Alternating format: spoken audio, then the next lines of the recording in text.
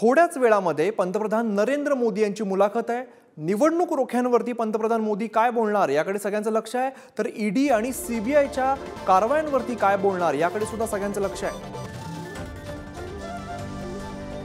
त्यामुळे पंतप्रधान नरेंद्र मोदी नेमकं काय बोलतात याकडे सगळ्या देशाचं लक्ष असेल। थोड्याच वेळामध्ये पंतप्रधान मोदी यांची मुलाखत असणार आहे। ईडी आणि सीबीआय यांच्या कारवायांबद्दल पंतप्रधान मोदी काय बोलतात हे पाहणं सुद्धा तितकंच महत्त्वाचं असणार आहे।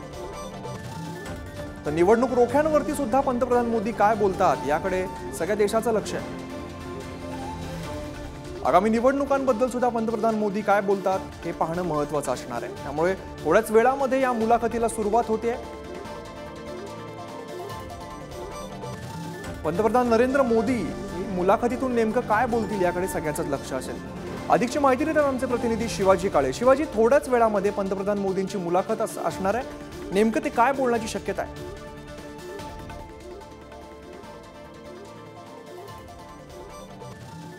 2024च्या लोकसभा निवडणुकीच्या पार्श्वभूमीवरती ही मुलाखत होत आहे आणि सगळ्यात महत्त्वाचा मुद्दा असणार आहे की जे मुद्दे विरोधकांनी मोदींवरती आरोपाद्वारे केले आहेत त्या मुद्द्यांवरती पंतप्रधान नरेंद्र मोदी काय बोलणार हा सगळ्यात मोठा प्रश्न आहे। जी सुरुवातीची माहिती मिळत आहे त्यानुसार अल्पसंख्याकांच्या मनामध्ये मोदी सरकारबाबत जी भीती आहे त्या संदर्भात मोदी यांनी या संदर्भात भाष्य केलेलं आहे।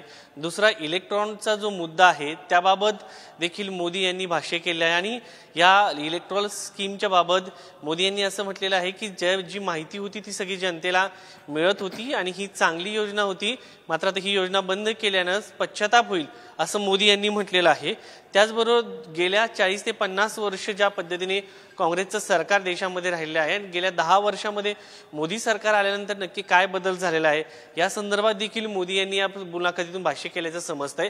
आणि या सगळ्याच्या पलीकडे जाऊन 2024च्या लोकसभा निवडणुकीमध्ये ज्या पद्धतीने मोदी यांनी त्यांचा अजेंडा मांडलेला आहे, त्यांचा मॅनिफेस्टो त्याचबरोबर काँग्रेसचा मॅनिफेस्टो या संदर्भात काय बोललं जात आहे हे देखील यामधून पाहायला मिळणार आहे। आणि या सगळ्यांच्या याच्यामध्ये जे आरोप विरोधक करत आहेत त्यावरती मोदी काय बोलणार हा सगळ्यात महत्त्वाचा मुद्दा आहे। मोदींवरती ज्या पद्धतीने आरोप केले जात आहे संविधान बदलण्याच्या संदर्भात, या संदर्भात काय उत्तर दिले जात आहे का, महागाईवरती काय बोललं जात आहे का, बेरोजगारीवरती मोदी काय बोलतायत का हे देखील पाहणं महत्त्वाचं आहे। त्यामुळे 5:30 वाजता ही जी एनआय वृत्तसंस्थेला मोदी यांनी जी मुलाखत दिलेली आहे या मुलाखतीमध्ये मोदी यांनी या सर्व प्रश्नांची सविस्तर उत्तर दिल्याचं सांगितलं जात आहे।